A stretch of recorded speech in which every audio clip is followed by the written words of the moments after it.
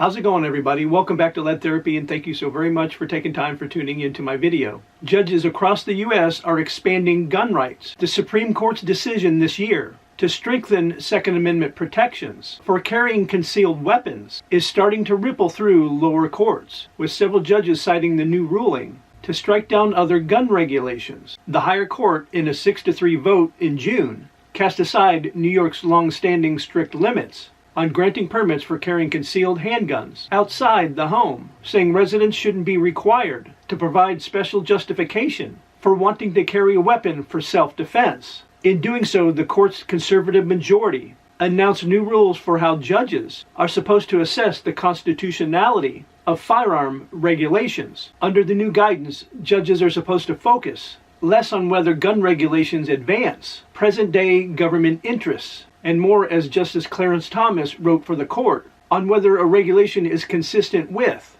this nation's historical tradition of firearm regulation. Thus, a firearm restriction implicating the Second Amendment is permissible only if it is similar to how firearms were restricted in the early decades of the Republic. Several recent rulings highlight the early impact of the Supreme Court's new approach, with judges ruling against gun regulations applying to young adults, individuals facing felony charges, and makers of homemade guns. And last week, New York saw a court block the enforcement of a new slate of gun rules it enacted in response to the High Court rulings. It's definitely fair to say it's a harder test for the government to satisfy, said Jacob Charles, a law professor that writes and teaches on firearms law at Pepperdine University. A Texas federal judge in August ruled the Constitution protects the right to 18 to 20-year-olds to carry handguns for self-defense outside the home, in a case now pending before the 5th U.S. Circuit Court of Appeals.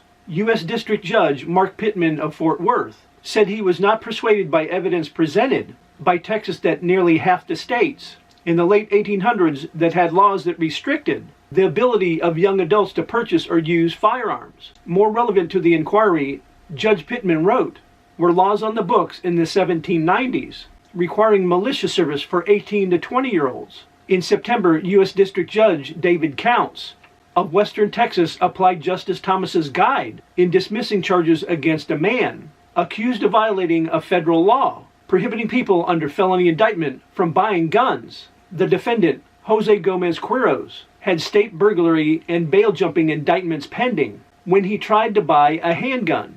According to the ruling, whether this nation has a history of disarming felons is arguably unclear. It certainly isn't clearly long-standing, wrote Judge Counts, and what's even more unclear and still unproven is a historical justification for disarming those indicted, but yet not convicted of any crime. Days later, Judge Count ordered the defendant released from federal detention. Also this past month, a federal judge in Delaware suspended the enforcement of a state law criminalizing possession and manufacture of unserialized homemade firearms, citing the Supreme Court's recent ruling with no evidence of long-standing analogs. Firearm regulations in the record, such restrictions on so-called ghost guns are likely unconstitutional. U.S. District Judge Mary Ellen Norica wrote, the state cited federal data showing that law enforcement recovered nearly 24,000 untraceable firearms at crime scenes between 2016 and 2020. But Judge Norica said the data wasn't proof that homemade guns lacking serial numbers aren't typically possessed by law-abiding citizens for lawful purposes under the scope of the Second Amendment. In last week's New York ruling, U.S. District Judge Glenn T. Suddaby in Syracuse said the state couldn't bar concealed carry permit holders from walking armed in Times Square and other crowded public spaces. New York deemed those places as sensitive locations, off limits to otherwise lawfully armed residents. But the judge said New York failed to find historical parallels with these gun-free zones. The judge said the strongest evidence to support restrictions around Times Square were a pair of laws each hundreds of years old, banning the carrying of guns in fairs and markets, but found that two statutes don't make a tradition.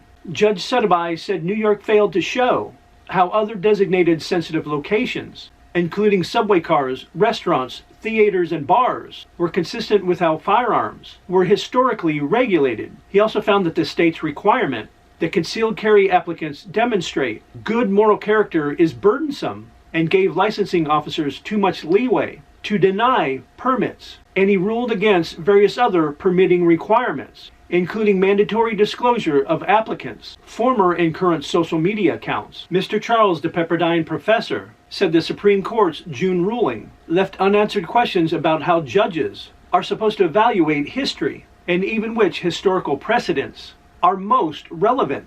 That could lead to confusion and disagreements. In the lower courts, he said, some gun rights lawsuits have not gained ground, even after the Supreme Court's ruling. Courts, for example, have continued to uphold federal laws banning felons and unlawful drug users from possessing weapons. One of those decisions came from Judge Counts, found that felons were in a different position from defendants who have not yet been convicted. Felons are the ones who have abused the rights of the people. The judge wrote, sustaining the conviction of a man found guilty of possessing a firearm as a felon, this nation has a long-standing tradition of exercising its right as a free society to exclude from the people for those who squander their rights for crime and violence. Courts have yet to rule on what the Supreme Court's decision means for a number of high-profile gun regulations, including statewide restrictions on certain semi-automatic rifles, labeled assault weapons enacted in California and Maryland. Cases on both bans are pending. It's nice to see that the recent Supreme Court ruling on New York State Rifle and Pistol Association versus Bruin is finally getting these judges on track and upholding our Second Amendment rights. But there still is a long way to go. As always, let me know your thoughts about the story in the comment section down below. If you guys could do me a favor, and please help the channel out by liking, sharing, and subscribing and hitting those post notifications, and I'll see you guys in the next video.